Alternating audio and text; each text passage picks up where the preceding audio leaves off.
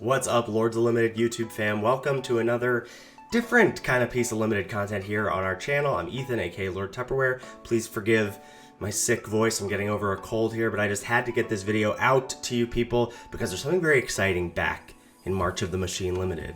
And that's companions! Yes, we have all 10 companions back in the Multiverse Legends, Flex slot, whatever, additional card, Mystical Archive, Retro Artifact type deal. We've got those back in the rare slot here in March of the Machine, and they are, in my mind, a huge part of the format. Now, if you don't know anything about me, my content, the way I approach Cube, I love build-arounds and I love the companions. This is probably a hot take, maybe, I don't know. It's hard to verify, probably the person in the world who has companioned the most in Limited. That's my guess. So I've got a lot of experience that I want to bring to you fine folks out there for when you see one of these 10 puppies out there in your March of the Machine draft. So first of all, let's talk about why companion. There's a lot of content out there, I feel like, of people saying that folks are going to companion too much. I disagree. My take is I don't see enough companions on the other side of the battlefield. I'm not seeing enough paw prints for the amount of companions I'm seeing. I'm seeing too many companions whipping around the table. I really think folks are undervaluing this as an addition to their decks. So obviously if you played back in Ikoria, there was a nerf. So pre-nerf, you could just cast the card from your sideboard. You didn't even have to pay the 3 to put it into your hand. So pre-nerf, they were obviously busted, a free card. A great way to think about it is Limited is about card quantity often, not card quality. That's certainly skewed a little bit over the years. That's certainly different over the years. But I think that's definitely going to bear out to be true a lot of the time. Pre-nerf was really easy to think, let's say you were thinking about putting Gigantha in your deck. That's the one the requirement is nothing has more than a single pip of a color in its mana cost. So, you're thinking about some sort of double pipped bomb. Well, obviously I don't want to cut that from my deck, so I won't companion Gigantha. Well, here's a way to frame it. Would you mulligan to shuffle a copy of a card into your deck? No way, right? Because that was what you were effectively doing pre-nerf, right? Because you could just cast that card from your sideboard, so it was effectively like you started with an 8-card hand when you companioned. So would you mulligan every game to shuffle a card into your deck? No. How about 2 cards? How about 3 cards? I mean, these are the kinds of questions you needed to ask yourself. Now, post-nerf, now we're living in this pay the 3 on your turn to put it into your hand world. I think they're highly underrated. It's essentially like starting the game with Divination, right? You're starting the game with a 3 mana. Divination nets you a card and costs 3 mana. That's what putting a companion into your hand does. But it's so much better than Divination because Divination nets you a card, but it's 2 random cards that you're getting. You're getting the companion, right? You're getting that specific card that you've effectively built your deck around. So if you're drafting some cards that have some burn effects to them with Obosh, or you're drafting some enter the battlefield effects that you hope to get with Garuda, or whatever, some ways to rebuy Luris. Like, you have these things, like in a regular draft, when you build around a card, you may not see that in your 3-match run, in your 9-game run. But you'll always see that companion, and that's powerful. I know this is Magical Christmas Land, but the other day I was able to splash Invasion of Alara in a blue-red deck simply because Gigantha was my companion. I knew that if I ever drew the Invasion, I would always have the ability to cast it because my fixing was right there in my sideboard for me to grab, cast, and tap. Big note on companions before we get into the power rankings here. Do not skimp on lands. When you are starting the game with a divination for a creature in your hand, especially if one of those creatures is expensive, like Yorion, Garuda, Obosh, Karuga, whatever, even Luris, which you're hoping to cast with, an additional 1 or 2 mana to play something from your graveyard the turn you play it, you just don't want to skimp on lands. Like, 18 lands generally is my rule of thumb. You can definitely do 19 with Karuga or Garuda. We'll talk about that when we get into them. So here we're going to go from bottom to top, the rankings of the 10 companions in March of the Machine Limited. All right, starting this list off is Umori the Collector. This is the 4/5, each non-land card in your starting deck shares a card type. So for limited, this is always going to be creatures, right? This is a really big hit, since not only do you not get to play any removal spells in the classic sense, but a lot of those spell type effects are attached to battles. And so you also don't get to play battles in this format. I really doubt you should ever companion Umori in this format. If you do, you probably want to be green so you can ramp with the Portent Track or whatever. This is just about the only one on the list that I'm hoping / not looking to ever companion. Number 9, we have Zirda the Dawnwaker. This companion text is each permanent card in your starting deck has an activated ability. So much like Umori, it's very awkward because you can't draft battles. So these are permanent cards you'd like to put in your deck, but they don't have activated abilities. Now, there is some sweetness here with incubate tokens being cheaper, right? To flip the incubate tokens, it's cheaper with Zirda's reduction cost. But you can't draft any of the uncommon enchantments that make those incubate tokens because those don't have activated abilities. You're looking for mana cyclers, though the mana cyclers aren't generally desirable cards, but that'll reduce those costs. The Phyrexian double-faced cards are pretty sweet here. These are going to have activated abilities that you can then reduce pretty significantly, right? Pretty awesome to get to flip your 3 and a Phyrexian mana card for just 1 mana and 2 life. My guess is the best home for Zirda is gonna be black-red, with lots of activated abilities in the sacrifice game plan, equipment, creature pump, marauding dreadship as a vehicle, etc.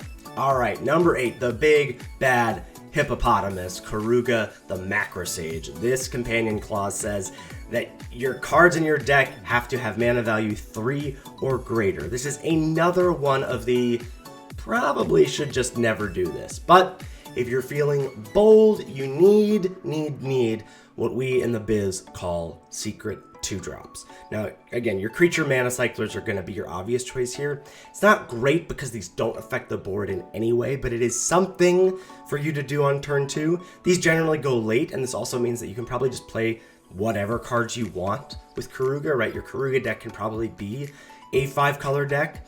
I do think you'll probably want to be base blue, so you can play Afara's Dispersal, which is actually just a secret 1-drop, and this will really help you in not falling behind in those like turn 1, turn 2, especially when you're on the draw. Here's a real big tip with Keruga. Not only does Keruga really, benefit from that don't skip on lands idea, don't put anything in your deck that draws you cards. You do not need any more card advantage. You're effectively starting the game with a 5-mana 5/4 that's going to draw you, 3, 4, 5 cards if you're lucky, if you're building your deck correctly. So you want to operate in your draft like you're always going to be behind, because you likely will be. So you want battles likely are going to be a no-go, because battles are only good if you can pressure them. So if you're operating only from behind, you probably don't get to draft many battles unless they're really good on the front side, really having a good board effect on the front side. And your creatures that you play in that 3-drop slot and your 4-drop slot, you ideally want them to have really high toughness. Because another thing about these cards is you want them to be around on the battlefield when you cast Keruga. So 3-mana 1/4s, whatever, 4-mana 2/5s, cards that are going to be able to block, keep your life total somewhat high, and then still be on the battlefield when you cast Keruga. That's the plan. Coming in at number 7 is Kahira the Orphan Guard. This companion clause says each creature card in your starting deck is a cat, elemental, nightmare, dinosaur, or beast card. Not that many of those floating around. There's 3 cats, 1 elemental, 1 nightmare, 4 beasts, and 2 dinos. And I believe there's a Dino Beast as well in red-green. And that's just a common or uncommon, but that's what we care about for limited. So the big picture is you have to be base green, because that's where a lot of these exists. 2 green cats, 1 green-white elemental, 2 green beasts, 1 green dino, the green-red, the green-white, etc. So green I think you have to be base color for. There's good news here too. Incubation tokens and battles help towards your creature count and don't affect Kahira, right? Your incubation tokens aren't technically creatures and your battles aren't technically creatures. So those are going to be able to be in your deck with Kahira. The bad news is they don't get buffed by Kahira. So is it worth it to have this just 3 mana, draw 3/2 Vigi that doesn't really do much? But you can make it work if you want that extra card. Rounding out our bottom 5 is Obosh the Prey Piercer. The key, the big key for Obosh is you have to affect the board before turn 3 as often as possible, which means a critical mass of 1-drops. You also want to think about what are called, like Karuga has secret 2-drops. Well, Obosh, you want some secret even plays. Probably don't have those here. You could think of the Swamp Cycler, which is 5 black, so 7 mana. Well, that's a Swamp Cycler that you can do something on turn 2 with. Again, these Mana Cyclers aren't great cards, so I don't think you really want to be playing them that often, but they do help you, pad out your card count and, pad out your how you're curving out in these games sometimes. So I think blue-black is the best home for Obosh and March of the Machine. Black being a color that gives you both Ichor Drinker at common as a 1-drop and Scornblade Berserker at uncommon as a 1-drop. You do miss out on black's even mana value removal, but you get Vanquish the Weak, which isn't nothing. Blue gives you Preening Champion, which is premium. You get a Farah's Dispersal as well. And you get a couple really good uncommon 1-drops in Captive Weird and Omen Hawker for some possible incubation activation stuff. I assume you can also use it to pay for putting Obosh into your hand, right? Right? All right, top 5 here. Number 5, Garuda Doom of Depths. This companion clause says that the cards in your deck have to have even mana value. This is great because a lot of the battles are actually 4 mana values, so you're not missing out on those very much. And I think the battles are, having a handful of good battles in your deck is really, really good. My guess is you want to be green, so you have access to Portent Tracker for ramp, and Wary Thespian, aka Scrapwork Cat, Catwork Mutt, I don't know, we're working on the pun there, but Wary Thespian for card selection. So those are going to be really 2 premium 2-drops. Black pairs super nicely because you get access to Final Flourish and Deadly Derision, black's even mana value removal that Obosh missed out on. It is awkward that Unsealed in Acropolis is odd mana value though, because that's the kind of card that you want with Garuda. You want a way to rebuy it, more ways to fuel your graveyard, etc. Maybe you find some loop stuff with the Archivist, right? This sort of epitaph golem of the format, but probably going a little deep there. A little Doom of Deep. All right, number 4, Lutri the Spell Chaser. Companion clause. Each non-land card in your starting deck has a different name. This is super flexible to go in any blue or red deck. It's really about, and as you'll see, a lot of these have this, you can keep this in mind, but it's really about when you see this in the draft and how much you're giving up to companion it. Right, if you see it in pack 3 and you already have 3 Volcanic Spikes or 3 Preening Champions, I probably wouldn't. But I would alter my pick order earlier in the draft if I only have 1 copy of Volcanic Spike or 1 copy of Preening Champion, see Lutri, then I'll start to take one-ofs so that I can companion Lutri and have this nice toolbox of effects rather than loading up on 1 and having Lutri in my main deck. Number 3, Gigantha the Wellspring. No card in your starting deck has more than 1 of the same mana symbol in its mana cost. This is great for splashing, as we talked about with the Invasion of Alara. It's probably the easiest to companion, right? A lot of the battles are single-pipped, and most of the commons or uncommons are as well. You'll get into trouble if you open/get past multiple on-colored bombs, because that's when you get into double-pipped territory, but I mean bombs, like Vorinclex. Like, you have to have really good reasons to not steer towards Gigantha. And then, again, it's gotta be bombs. It's gotta be plural, because would I mulligan the divination for my companion out of my hand to shuffle Vorinclex into my deck? That's pretty close. I mean, Vorinclex is that good, but that's the kind of checks and balances you want to weigh before deciding whether or not to companion. Number 2, Lurrus of the Dream Den. Each permanent card in your starting deck has converted mana cost 2 or less. So unlike Karuga has to have all the cards in your deck have mana value 3 or more. Lurrus is just permanent cards. This card is completely busted. Red-black, again, probably the best home with the sacrifice themes, but I'm sure other color pairs work too. Unsealed in Acropolis, remember we wanted that for our Garuda deck, didn't quite slot in, but that's okay, because that's a way for us to rebuy Lurrus here. Plus, we have 2 ways to protect Lurrus, one in blue with Cyba Cryptomancer, which we can get back, right? We can buy back. And another one in Angelic Intervention in white. These are great ways to rebuy or protect Luris. You're sad to miss out on battles, which you're going to do other than, the blue-red one or Invasion of Mercadia. And some larger ways to make incubate tokens, but this is just great otherwise. Again, don't skimp on lands. You'll want to, right? You'll look at your deck, you'll look at your curve, you'll say, my curve is low, 16 lands, I could do 15 lands. Ideally, you're playing this on 4 mana, on 5 mana, plus you've already paid 3 to put it into your hand. You do not want to miss land drops in this deck.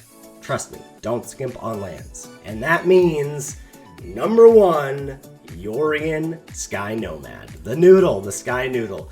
Your starting library contains at least 20 cards more than the minimum deck size. We're playing 60 cards in limited, baby. There are a ton of great cards for this to blink.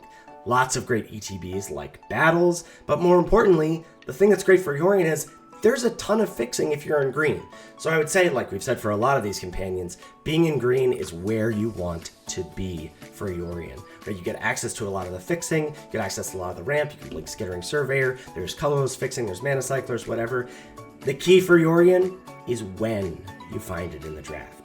It either has to be super early or your draft has to be super open because you can only afford a handful of picks to not make your deck, right? You're drafting Yorion, you need about 11 playables per pack, plus Yorion, for you to get to the requisite number of cards. I think my land count is generally 27 to 28. Yeah, that's high, plus you're gonna have all the spells that make mana. But again, you're starting with a 3 mana spell in your hand that draws you a 5 mana 4/5 flyer that you want to have value in play to blink. You do not want to miss land drops. But trust me, there's tons of enter the battlefield stuff. You're blinking your Overgrown Pests. You're blinking the 4 mana 0/1 that makes a 5/5 incubate token. Or those enchantments that make incubate tokens. Whatever. There's plenty to go around for Yorion to get you some value. It's more about when you find it. Alright, that does it. I hope this has empowered you. The next time you see that little paw print, that alt art companion in your drafts, snap it up. See what you can't build around. Catch you next time.